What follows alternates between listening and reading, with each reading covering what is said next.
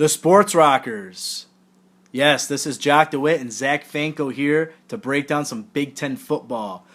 These week's matchups highlighted by Michigan State, Ohio State at 8 o'clock. Should be a great game, Jock. Michigan State coming into the game number 8 in the country after the most recent college football playoff rankings came out.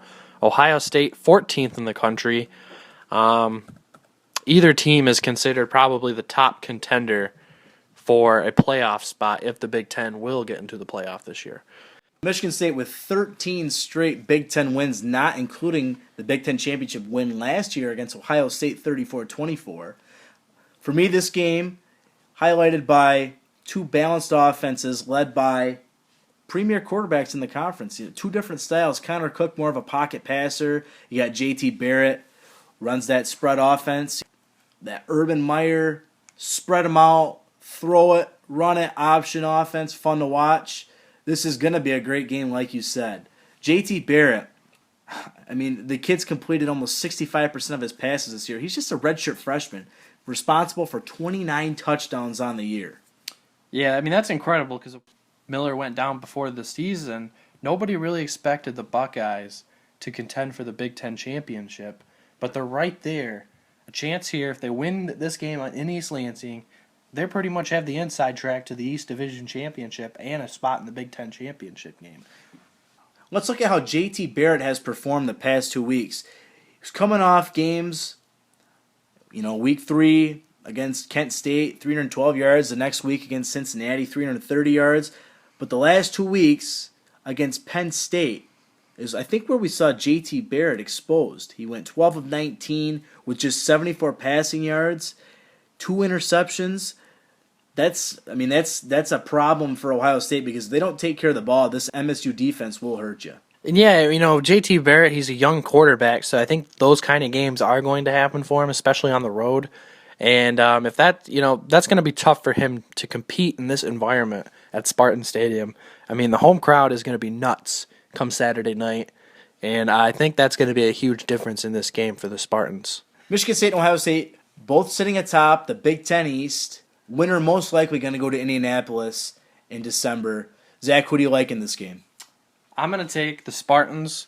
I think the home crowd and I think the Spartans' defense will be the difference. They're going to force Barrett into a couple turnovers. Also, I'm thinking a fumble from one of the backs for Ohio State. I think Michigan State wins this game 34-21. The Spartans get the inside track to the Big Ten championship. My unsung hero in this game is going to be Michael Geiger, who's struggled the last few weeks actually. I believe he's missed 6 out of his last 7 field goals, just hasn't been dependable. But when it comes down to it, it's going to be 17-17 with 3 seconds left. Michael Geiger is going to nail a 37-yard field goal for the win, and Michigan State is going to top the Buckeyes 20-17, and they're actually going to win. They're going to win out in the Big Ten, and they're going to go to Indianapolis in December. Great pick there. So now the rest of the Big Ten. I mean, there is a rest of the Big Ten.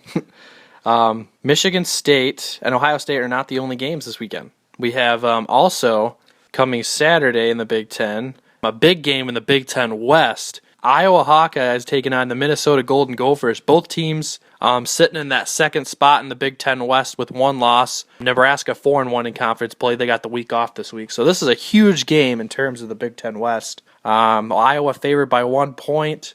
Minnesota coming off a loss against Illinois last week, while Iowa, they're at home against Northwestern, and they won 48-17, or 48-7. Who do you like in this game, Jack? I like Iowa. Mark Weissman, he's played well the past few weeks. He hasn't had a 100-yard rushing game on the season, but he had 94 on 20 attempts last week and 3 touchdowns. He's had 7 touchdowns in the past 3 weeks. He's been consistent. David Cobb's been consistent for Minnesota, but I think that the difference in the game is just the quarterback position. You've got Mitch Leidner, who I don't know if Jerry Kill and the staff made the right decision to take him over Philip Nelson. Mitch Leidner hasn't exactly performed well over the course of the season, so I think that Iowa wins this game.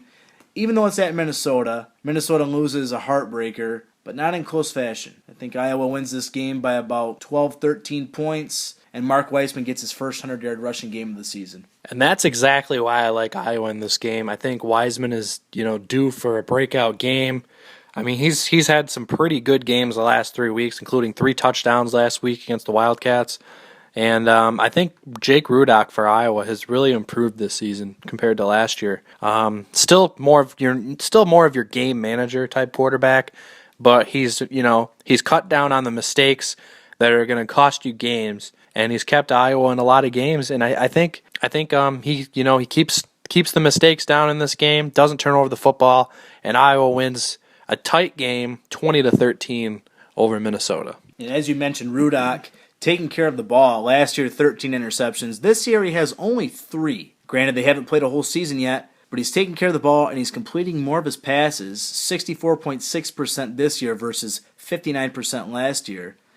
His rate's a little higher as well, 133.8 versus 126.5. I think that Rudock, like I said, Rudock is a better quarterback than Leidner at this point, and Iowa wins this game. So, another noon kickoff game on the Big Ten Network. Penn State is going to be taking on the Indiana Hoosiers. Hoosiers at home in Bloomington, but Penn State favored by 6.5 points. And so far, it's been a rough year for Indiana, 0-4 in the Big Ten. And it's also been a rough year for Penn State, who's 1-4 in the Big Ten, coming off a huge loss, close loss. They lost 20-19 last week to Maryland, in a game that the Big Ten is apparently trying to make into a huge rivalry. But does Penn State bounce back this week against Indiana, or does Indiana get a home upset win over the Nittany Lions? I don't think that Indiana has a shot to win this game. If Xander Diamant is the quarterback against Michigan State 2 weeks ago, he threw for 11 yards, 5 of 15. He had a rushing touchdown, but whoopee shit. So I think that Xander Diamant is not good enough to lead a Division I school to a win. And I don't care this game's at home. I don't care that they're playing Penn State. This is a game between two quarterbacks. Hackenberg's definitely overrated. I don't know if Diamant, if you'd consider him overrated, but this kid is clearly not ready to handle the job as the starter. And that's sad. Sudfeld going down with the injury. This is the guy right now. Roberson transferred in the offseason. I still see Penn State winning this game. I don't think it's going to be close. I don't think Tevin Coleman has the same confidence he did after getting benched last week in their 34-10 loss versus Michigan. I see Penn State winning this game, and I see them winning big. So Penn State, thing about Penn State is they've had some really tight losses this year on the road in some games, and they're going to play another road game this week. But I think Penn State is going to be very motivated after last week's loss to Maryland. They didn't play well last week. They should have won that game against Maryland. And I think Hackenberg, who had some good drives late in that game, just couldn't pull it out. I think Hackenberg has a big day, over 300 yards passing, 3 touchdowns, and Penn State wins 37-20. High-scoring game for Zach in that game. And then another noon kickoff game, a lot of noon kickoffs for the Big Ten this week. Wisconsin going on the road against Purdue, big favorites, favored by 17, and that game will be on ESPNU. The Badgers, another team in the Big Ten West contending for the division title. They're 3-1 in conference play this year. Purdue 3-6, 1-4 in the Big Ten play. Do you think Melvin Gordon has another big game against Boilermakers? Melvin Gordon's going to have a big game no matter who he plays, and that's bad news for the Purdue defense. I see Wisconsin winning this game by a large margin. Wisconsin wins. They keep pace with Nebraska, Minnesota/Iowa, whoever wins that game. They stay atop the Big Ten West. Melvin Gordon goes for over 200 yards, 3 touchdowns. And Joel Stave has a bounce-back game. Does just enough to keep the Purdue defense on their toes, so they're not guessing run every play. I see Joel Stave completing 75% of his passes, going 12 for 16 with 170 yards and a touchdown.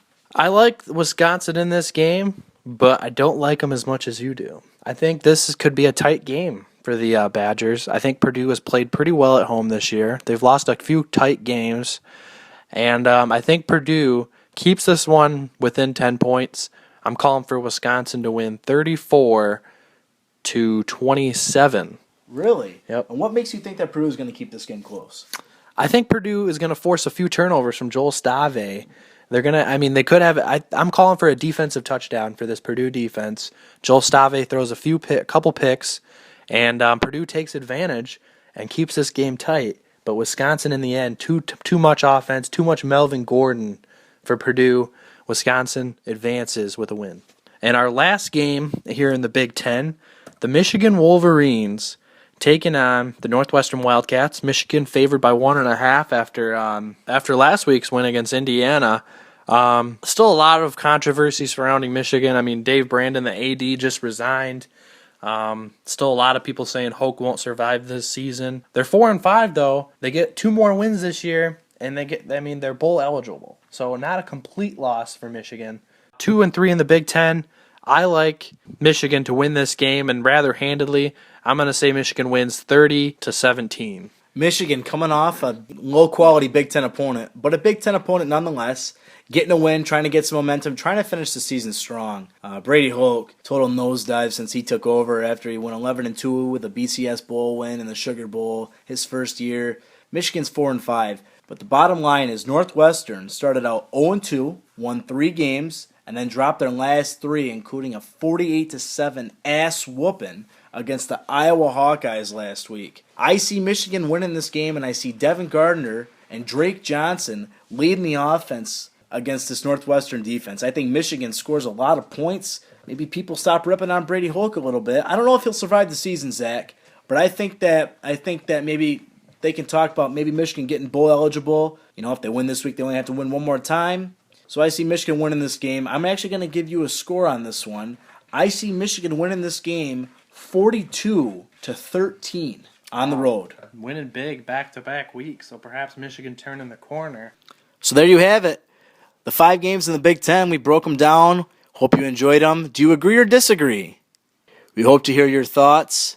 Please share with us. It's going to be fun. This is going to be a great time. It's going to be exciting.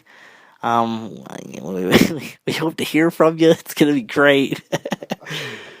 So tweet us. You can tweet me at the Rocker Jock, TheRockkerJackQue, or you can tweet Zach Fanko at ZACHFANKO52. We'll catch you next week on the Sports Rockers.